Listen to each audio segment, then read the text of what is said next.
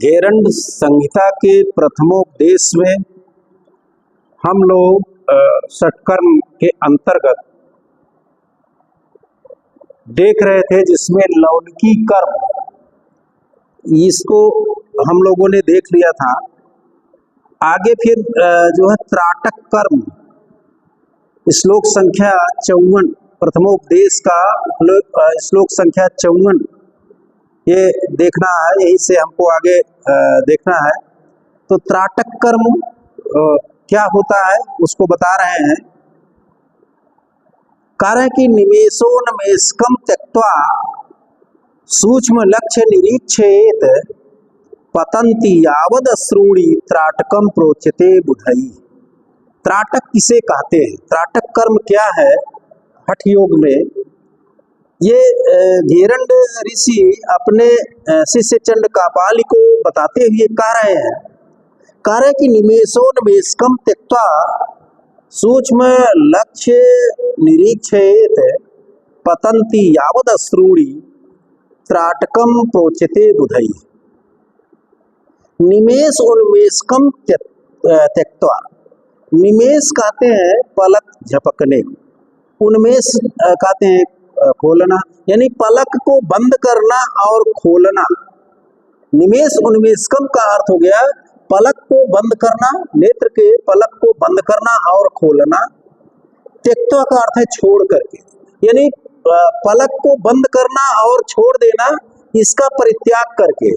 भाव ये है, तात्पर्य ये है कि अपलक नेत्रों से, यानी कि जिसमें पलक न झपका जाए। तो निमेष उन्मेषकम त्यक्त्वा का अर्थ हो गया कि पलक बंद करना, खोलना। त्यक्त्वा का अर्थ है त्याग करके। कार्य की सूक्ष्म लक्ष्यम निरीक्षेत, सूक्ष्म लक्ष्यम निरीक्षेत का अर्थ हो गया सूक्ष्म लक्ष्य को या लक्ष्य की सूक्ष्मता को, निरीक्षेत का अर्थ है देखना चाहिए, यानी अपलक नेत्रों से पलक झपकना और पलक बंद खोलना, इसको त्याग करके भाव यह है कि अपलक नेत्रों से कार्य के सूक्ष्म लक्ष्यम निरीक्षेत का अर्थ है लक्ष्य को सूक्ष्म का अर्थ है सूक्ष्मता से, निरीक्षेत का अर्थ है निरीक्षण करना चाहिए, यानी देखना चाहिए। लक्ष्य का बहुत सूक्ष्मता से निरीक्षण करना चाहिए। कार्य की तब तक कार्य की पतंती यावद अश्रूणि, तब तक देखना चाहिए कार्य की यावद अश्रूणि पतंती, जब तक अश्रूणि का अर्थ है आंसू, पतंती का अर्थ है गिरने न लगे, यानी कि आंसू गिरने तक, आंसू गिरने तक अपलक नेत्रों से लक्ष्य को, सूक्ष्म लक्ष्य को देखना चाहिए। कारण कि आंसू गिरने तक, यानी टकटकी बांध कर लक्ष्य को देखना चाहिए। कारण कि बुधई प्रोच्यते त्राटकम, इसी को बुधई का अर्थ है योग के विद्वान लोग, योगाचार्य त्राटकम प्रोच्यते, त्राटक कहते हैं, इसी को विद्वान त्राटक कहते हैं। तो निमेषोन्मेषकम त्यक्त्वा सूक्ष्म लक्ष्य निरीक्षेत पतंती यावद अश्रूणि त्राटकम प्रोच्यते बुधई। पलक झपकना और पलक खोलना, इस सब का त्याग करके, यानी अपलक नेत्रों से सूक्ष्म लक्ष्य निरीक्षेत, लक्ष्य को सूक्ष्मता के साथ देखना चाहिए। यावत अश्रूणि पतंती, जब तक आंसू गिरते हैं, यानी कि अश्रु गिरने तक, निरीक्षेत का अर्थ है देखना चाहिए। तो अपलक नेत्रों से सूक्ष्म लक्ष्य को यावत अश्रूणि पतंती, जब तक आंसू गिरते हैं, निरीक्षेत का अर्थ है तब तक देखना चाहिए, यानी आंसू गिरने तक उसको देखते रहना चाहिए।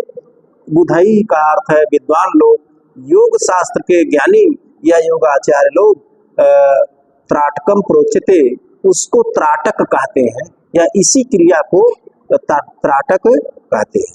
अब कह रहे हैं कि इस त्राटक क्रिया करने से लाभ क्या होगा, इस त्राटक क्रिया का परिणाम क्या होगा, फल क्या होगा, उसको कह रहे हैं कि एवं अभ्यास योगेन संभवी जायते ध्रुवम नेत्र रोगा विनश्यन्ति दिव्य दृष्टि प्रजायते। कारण कि एवं अभ्यास योगेन संभवी जायते ध्रुवम, एवं का अर्थ इस प्रकार, यानी इस प्रकार सूक्ष्म लक्ष्य को देखने से, कारक एवं इस प्रकार सूक्ष्म लक्ष्य को देखने से अभ्यास योगेन का अर्थ है इस प्रकार के अभ्यास से, इस योग के अभ्यास से संभवी जायते ध्रुवम, ध्रुवम का अर्थ है शीघ्र ही संभवी जायते, संभवी जायते का अर्थ है संभवी, योग में संभवी मुद्रा क्या है, संभवी मुद्रा उत्पन्न हो जाती है।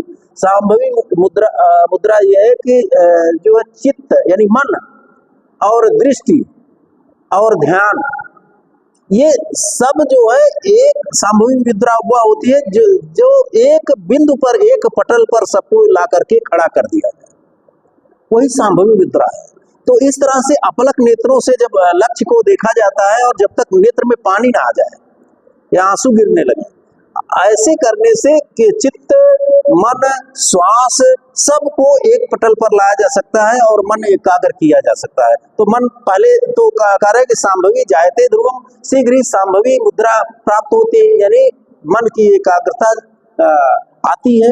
और इसके बाद कहते हैं नेत्र रोगा विनश्यन्ति, नेत्र के रोग, आंसू या नेत्र के रोग, नेत्र से संबंधित रोग विनश्यन्ति का अर्थ है नष्ट होते हैं, दिव्य दृष्टि प्रजायते, और इस क्रिया से यानी ये त्राटक कर्म से दिव्य दृष्टि प्रजायते, अलौकिक दिव्य दृष्टि, अलौकिक दृष्टि प्रजायते का अर्थ है उत्पन्न हो जाती है या दिव्य दृष्टि प्राप्त होती है। फिर आगे कह रहे हैं कि वात क्रमेण व्युत्क्रमेण शीत क्रमेण विशेषतः भाल भातिम तिन्हा कुर्यात् कफ दोषम निवारे। कारण कि वात क्रमेण, वात क्रम के द्वारा, व्युत्क्रमेण व्युत्क्रम के द्वारा, शीत क्रमेण विशेषता और विशेष रूप से शीत क्रम के द्वारा, यानी वात क्रम, व्युत्क्रम और शीत क्रम, इन तीन क्रमों के द्वारा, इन तीन प्रकारों के द्वारा भाल भातिम तिन्हा कुर्यात्, भाल भातिम, भाल का अर्थ है मस्तक यानी कपाल, कपाल भाति को तिन्हा का अर्थ है तीन प्रकार से, कुर्यात् का अर्थ है करना चाहिए, कर कफ दोषम निवारेत। इस क्रिया से यानी कपाल भाति क्रिया से कफ दोषम निवारेत, कफ दोषम निवारेत का अर्थ है कफ दोष का निवारण किया जाता है या कफ दोष का निवारण होता है। तो कह रहे हैं कि वात क्रम से, व्युत क्रम से और शीत क्रम से, यानी इन तीन प्रकार की भाल भांति से यानी कपाल भांति से या इस क्रिया से कह रहे हैं कि कफ दोषम निवारेत, कफ दोषम निवारेत का अर्थ हो गया कफ दोष का निवारण होता है या निराकरण होता है। अब आगे, अब क्योंकि कपाल भांति तीन प्रकार से बता दिए, कौन कौन वो बता दिए कि जो वात क्रम, व्युत क्रम और शीत क्रम, तो अब इसके विषय में ये बताएंगे। तो वात क्रम कपाल भांति क्या है, इसके विषय में कह रहे हैं इडिया पूरेत वायु रेचेत पिंगला पुनः पिंगलया पूरयित्वा पुनश्चेन्द्रेण रेचेत। कह रहे हैं कि इडिया पूरेत वायु, इडिया का अर्थ हो गया इड़ा के द्वारा, यानी इड़ा नासा रंध्र के द्वारा, नाक में जो रंध्र है, एक है जो दक्षिण है यानी जो दाहिना है उसको पिंगला कहते हैं, और जो वाम रंध्र है, नाक का बायां छिद्र है, उसको क्या कहते हैं, ईड़ा कहते हैं।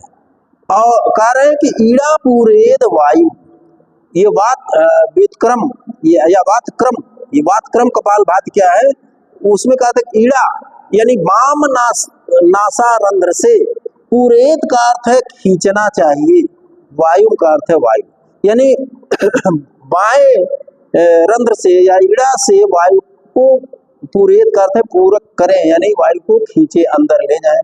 फिर कह रहे हैं कि पिंगला पुनः रेचेत, और पुनः फिर पिंगला का अर्थ है पिंगला से, यानी दाहिने नासारंध्र से, रेचेत का अर्थ है उस वायु को बाहर निकाले, यानी कि बाएं नासारंध्र से या ईड़ा से वायु को अंदर पूरित करे और इसके बाद फिर बाएं से पिंगला से उस वायु को निकाले। अब कह रहे हैं कि पिंगलया पूरयित्वा, और फिर फिर वही क्रम करेंगे। कह रहे कि पिंगले अपूरित्वा, और फिर पिंगला के द्वारा यानी दाहिने नासारंध्र के द्वारा पूरित्वा का अर्थ है वायु को खींच करके पुनः च इरेण रेचेत, पुनः च और फिर इरेण इड़ा के द्वारा, इड़ा नासारंध्र के द्वारा यानी बाएं नासारंध्र के द्वारा रेचेत का अर्थ है उसको बाहर निकालना चाहिए। यानी कि एक क्रम हो गया, एक बार बाएं से जो है अंदर को वायु ली गई, फिर दाहिने से निकाली गई, फिर दाहिने से ली गई, फिर बाएं से निकाली गई। तो यह जो है कपालभाति का वातक्रम कपालभाति है, वातक्रम कपालभाति इसको कहते हैं। अब आगे कह रहे हैं कि व्युत्क्रम कपालभाति क्या है, इसके लिए बता रहे हैं। और इसके पहले ही ये बता देना चाह रहे हैं कि इस जो वातक्रम कपालभाति से क्या परिणाम होगा, इसका क्या लाभ होगा। तो कह रहे हैं कि पूर्वकम रेचकम कृत्वा वेगेन न तु चालेत एवं अभ्यास योगेन कफ दोषम निवारेत। कह रहे हैं कि पूर्वकम रेचकम कृत्वा यानी पूरक और रेचक करके वेगेन न तु चालेत, इसे वेगेन न तु चालेत, पूर्वकम रेचकम रेचकम वेगेन न तु चालेत कृत्वा, पूरक और रेचक को वेगेन न तु चालेत यानी कि धीरे धीरे, वेग से नहीं, चालेत चलाना चाहिए। अर्थात पूरक और रेचक को वेग पूर्वक नहीं चलाना चाहिए, यानी बहुत तेजी से नहीं करना चाहिए, यानी धीरे धीरे करना चाहिए। एवं अभ्यास योगेन, और इस प्रकार वातक्रम अभ्यास के योग से कफ दोषम निवारेत, कफ दोष का निराकरण होता है या निवारण होता है। अब व्युत्क्रम दूसरी जो कपालभाति है वो व्युत्क्रम कपालभाति है, उसको कह रहे हैं कि नासाभ्याम जलम आकृष्य पुनर्वक्त्रेण रेचेत पायम पायम व्युत्क्रमेण श्लेष्म दोषम निवारेत। अब कह रहे हैं कि नासाभ्याम व्युत्क्रम कपालभाति क्या है, कह रहे कि नासाभ्याम जलम आकृष्य, नासाभ्याम दोनों नाक से, जलम आकृष्य जल को खींच करके, नाक से जल को खींच करके, पुनः वक्त्रेण रेचेत, पुनः फिर उस जल को वक्त्रेण, वक्त का अर्थ है मुख से, रेचेत का अर्थ है बाहर निकालना चाहिए। ये व्युत्क्रम कपालभाति क्या है कि दोनों नाकों से, नासरंध्रों से जल को खींच करके मुख से बाहर निकालना चाहिए। फिर कह रहे हैं कि पायम पायम व्युत्क्रमेण, और फिर कह रहे हैं कि फिर जो है पायम पायम पी पी करके, फिर यानी कि उल्टा उसका व्युत्क्रम कर दिया कि फिर मुख से जो है जल पी करके कह रहे हैं फिर किससे निकालना चाहिए, फिर नाक से निकालना चाहिए। व्युत्क्रम का अर्थ हो गया उल्टा कर देना चाहिए, तो पायम पायम व्युत्क्रमेण का अर्थ हो गया फिर मुख से जल का पान करके, व्युत्क्रमेण का अर्थ है फिर नाक से निकालना चाहिए। श्लेष्म दोषम निवारेत, श्लेष्म दोषम निवारेत का अर्थ हो गया इससे श्लेष्म दोष यानी शीत दोष, जिससे शीतलता दोष, जिसमें कफ आदि दोष, इसका निवारेत का अर्थ है निवारण होता है। यानी इस क्रिया से श्लेष्म दोष का निवारण करना चाहिए। आगे फिर कार्य शीतक्रम कपालभाति, शीतक्रम कपालभाति क्या है इसको बता रहे हैं। शीतक्रम कपालभाति, शीतकृत्य पीत्वा वक्त्रेण नासा नालैर विरेचे एवं अभ्यास योगेन कामदेव समो भवेत्। शीतक्रम कपालभाति क्या है, कह रहे हैं कि शीतकृत्य पीत्वा वक्त्रेण, शीतकृत्य से तात्पर्य शीतलता से न करके बल्कि शीतकार से। जैसे जो जल है, जल को शीतकार करके पीना, जैसे लोग कहते हैं चुस्ती लेकर के पीना, खींच खींच करके पीना, जैसे खींच करके पीना, तो शीत का कृत्य का अर्थ हो गया शीतकार करते हुए। कह रहे हैं कि पीत्वा वक्त्रेण, वक्त्रेण का अर्थ है मुख से, पीत्वा का अर्थ है पी करके। जल को शीतकार करके पीना यानी चुस्की ले करके वक्त्रेण मुख से पीत्वा का अर्थ है पी करके, नासा नालई है, नासा नालई नाक के छिद्रों के द्वारा विरेचयेत, विरेचयेत का अर्थ है निकालना चाहिए। फिर कह रहे कि एवं अभ्यास योगेन, इस प्रकार के अभ्यास योग से कामदेव समो भवेत, साधक जो है कामदेव के समान हो जाता है। यानी कि साधक जो है ऊर्जा और स्फूर्ति से युक्त हो जाता है। तो शीत कृत्य पीत्वा वक्त्रेण नासा नालैर विरेचेत एवं अभ्यास योगेन कामदेव समो भवेत, शीतकार करते हुए या कह सकते हैं कि खींच करके चुस्की लेते हुए, वक्त्रेण पीत्वा मुख से जल को पी करके, नासा नालई विरेचे नाक के छिद्रों से विरेचेत का अर्थ निकालना चाहिए। एवं अभ्यास योगेन, इस प्रकार अभ्यास के योग से या इस प्रकार अभ्यास करने से साधक कामदेव समो भवेत, स्फूर्ति और ऊर्जा से युक्त यानी कामदेव से के समान भवेत का अर्थ है हो जाता है। अब कह रहे हैं फिर आगे, इस अभ्यास को करने से और क्या परिणाम होता है, यानी शीतक्रम कपालभात का और क्या परिणाम है। कह रहे हैं कि न जायते वार्धकम, न जायते वार्धकम, न ज्वरा, कहीं कहीं पर जरा भी लिखा हुआ है, दोनों अर्थ सटीक हो जाते हैं। न जायते वार्धकम न ज्वरा नैव प्रजायते भवेत स्वच्छंद देहस्य कफ दोषम निवारे। कह रहे हैं कि न जायते वार्धकम, वार्धक्यम न जायते, वृद्धत्व वृद्धावस्था न जायते, यानी कि इस शीतक्रम कपालभात के करने से वार्धक्यम न जाए, वार्धकम यानी वार्धक्यम वृद्धता, वृद्धावस्था ना जाए नहीं उत्पन्न होती, यानी जल्दी वृद्धावस्था नहीं आती। च न च ज्वरा, और ना तो बुखार होता है, और कहीं कहीं जरा शब्द भी है, तो न जरा च प्रजायते, यानी बुढ़ापा, बुढ़ापा नहीं आता है। तो यहाँ ज्वरा ज्यादा उपयुक्त लगता है, क्योंकि वार्धक्य वृद्धावस्था है ही, फिर जरा कहने का कोई औचित्य नहीं है।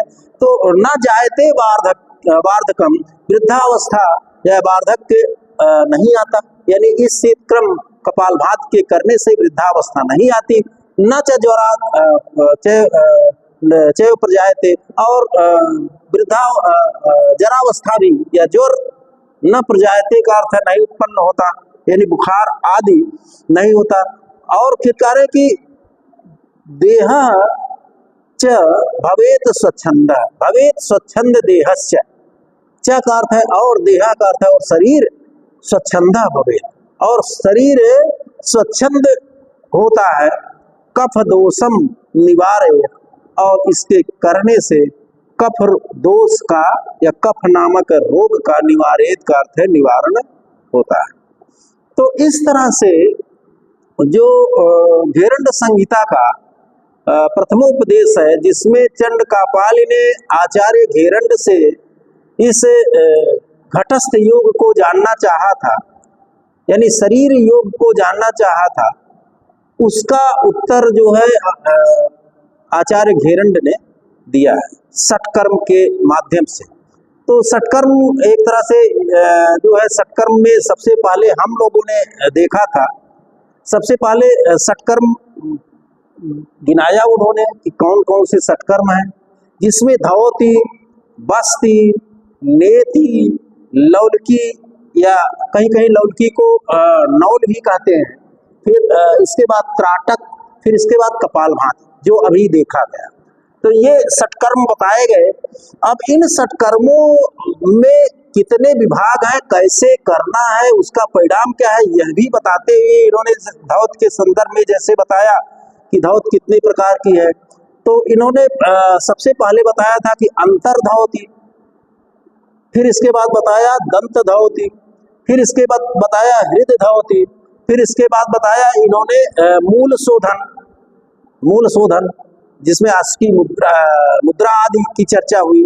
फिर इसके बाद इन्होंने बस्ती को बताया, बस्ती को भी बताया कि ये जो दो तरह से होता है, एक जल बस्ती, दूसरा है थल बस्ती या स्थल बस्ती उसको कहते हैं। उसी को जो है कहीं कहीं शुष्क बस्ती भी कहा गया है। फिर इसके बाद षटकर्म में तीसरा कर्म इन्होंने बताया नेति कर्म, और इसके बाद फिर लौलकी बताया, और फिर इसके बाद जो है इन्होंने बताया त्राटक, फिर इसके बाद बताया जो है कपालभाति। अब जो धावती इन्होंने बताया था, धावती में अंतर्धावती, दंत धावती, हृदय धावती और मूल शोधन। इस धावती में अंतर्धावती में भी इन्होंने 4 प्रकार बताए थे, एक वातसार, दूसरा वारिसार, तीसरा वहनिसार और चौथा बहिष्कृत अंतर्धावती। ये 4 तरह के अंतर्धावती बताए थे। फिर इसके बाद दंत धावती में इन्होंने बताया था दंत मूल धावती, और इसके बाद जीवा मूल धावती, फिर इसके बाद वाम कर्ण धावती, फिर दक्षिण कर्ण धावती, इसके बाद कपाल रंध्र इसको बताया था, और इसके बाद जो है फिर हृदय धावती में इन्होंने बताया था दंड धावती, फिर इसके बाद वमन धावती, दंड धावती, वो हल्दी और या केले के डंठल से जो है हृदय तक उसको डालना और निकालना, ये था दंड धावती। फिर वमन धावती, तीनों उंगलियों को अंदर जो है और जीवा के मूल को करना, और इसके बाद वमन के माध्यम से साफ करना।